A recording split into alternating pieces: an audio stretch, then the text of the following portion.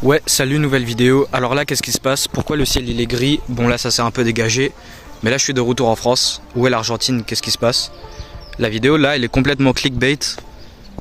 Mais les gars, il m'est arrivé le malheur de perdre toutes les vidéos, tous les clips, tout ce que j'avais fait pour faire la vidéo partie 2 en Argentine.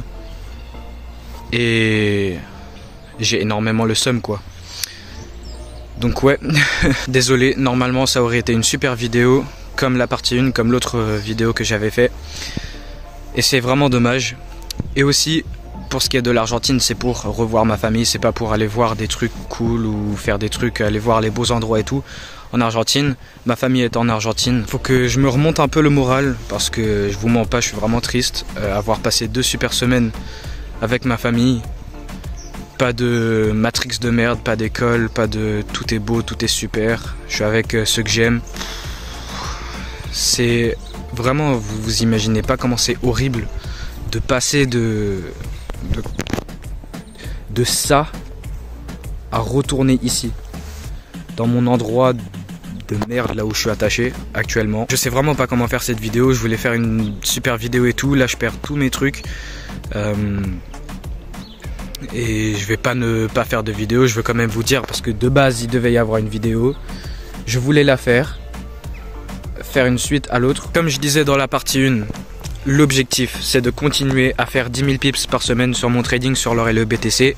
Pour ce qui est de mon trading sur les indices, faire environ 5 R la semaine. Minimum 10 RR le mois. Et pour mon trading sur l'or et le Bitcoin, 10 000 pips la semaine ou 30 000 pips le mois, après ça dépend les semaines. J'ai dit exactement la même chose dans la partie 1, mais je vous parle de qu'est-ce que c'est que je fais, les objectifs, qu'est-ce que je dois faire. Et là actuellement, pendant l'Argentine, je les ai pas trop fait les objectifs, je pouvais pas trop trader, mais là vu que je suis de retour à cet endroit pourri, là où je suis collé, sur tous les endroits de la planète, je suis attaché là. Bon, au moins le côté positif c'est que je peux bien lock-in et bien continuer, parce que en Argentine voilà, je profitais de ma famille et tout. Je tradais quand même, mais les performances n'ont pas été si bien que ça. Et ouais, donc je continue, je répète la même chose que la vidéo d'avant, les objectifs, qu'est-ce que c'est que je dois faire.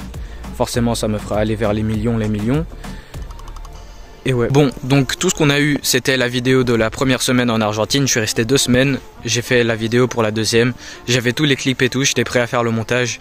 Et j'ai tout perdu, après voilà, je vais pas vous expliquer les problèmes techniques que j'avais. Et là je me remets à parler français presque tout le temps, je suis à l'école et tout.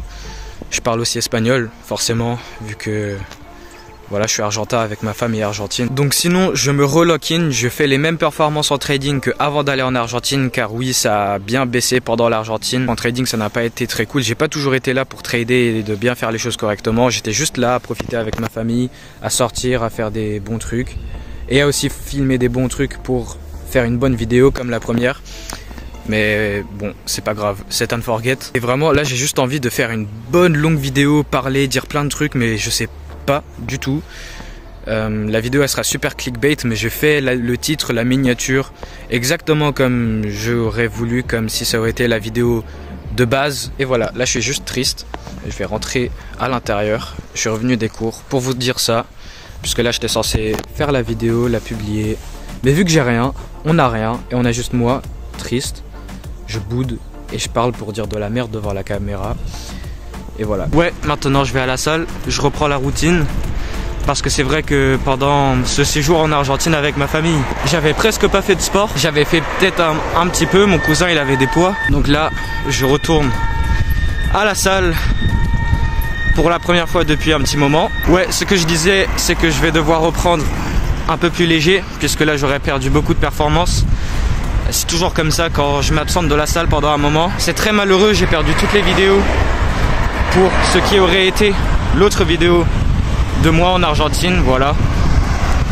Mais ouais, c'est dommage, j'aurais vraiment voulu faire cette vidéo. Et en plus de ça, juste en général, je suis super triste d'être de retour, de plus voir ma famille et d'attendre encore un moment avant de les revoir. Et c'est vrai, j'avoue qu'en Argentine, ça m'a un petit peu distrait, ça m'a un petit peu déconcentré.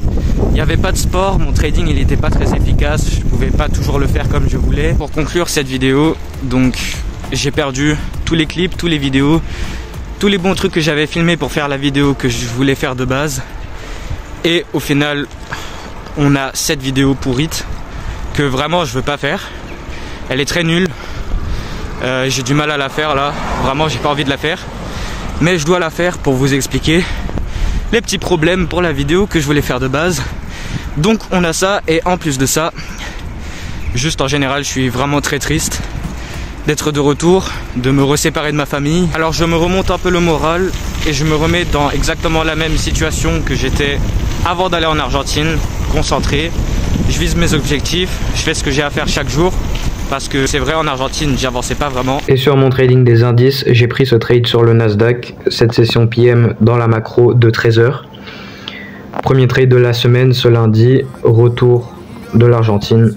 Donc là, si je retourne voir l'ouverture de 9h30, on a l'ouverture de 9h30 par là, on a le pic de volume qui arrive. J'ai ma première DOL de sell side ici, cette première draw on liquidity, elle, le niveau bleu, qui se fait réutiliser après en tant que niveau d'intérêt parce qu'elle est couplée de la CB ici en H1, M15, M5.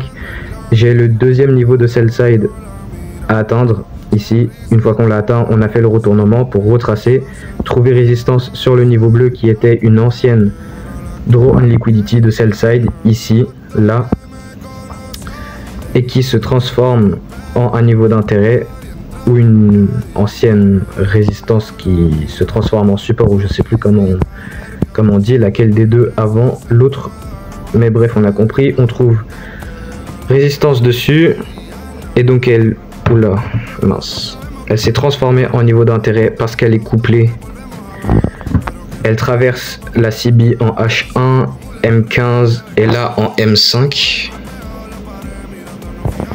Ah, je m'en fous. Je veux juste analyser mon graphique, frérot. Bam! C'est trop dur d'atteindre les croix. Donc, voilà, là on est en M5. On a la CB en M5, M15, H1, ainsi de suite. J'ai mes points d'intérêt de résistance HTF. Bam, on trouve résistance dessus. On fait le SOS, je prends ma vente. On a de la SMT avec le S&P 500. Donc là, le S&P 500, il fait ça, tandis que le Nasdaq, il fait ça. Donc on a notre SMT divergence. On fait le SOS, je prends ma vente et j'ai mis mon TP à un simple 2 RR. Et ouais. Donc on a la fin du cycle de la session PM très bientôt à 16 h ici, à cet endroit-là. Et ceci est pour la continuation de la tendance baissière générale. Donc ça serait le lower low. Là il fait le lower high et là il est censé continuer pour faire le lower low de la tendance baissière fractale sur les temporalités plus grandes. Mais puisqu'on va finir, puisque IPDA va finir son dernier cycle, le prix il va plus rien faire jusqu'à demain. Et voilà pour le trade d'aujourd'hui.